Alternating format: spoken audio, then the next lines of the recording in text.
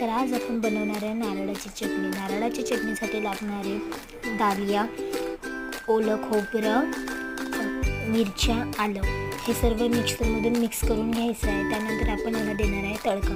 तडक्याला लागणारं साहित्य म्हणजे लसणाच्या कोड्या, जिरं, मोहरी, कढीपत्ता आणि 2-3 मिरच्या. तेल तापलं की त्यामध्ये हे सर्व टाकायचं आणि ते छान घालून ते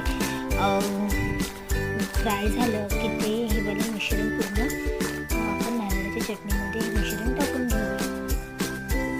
टाकून झालं की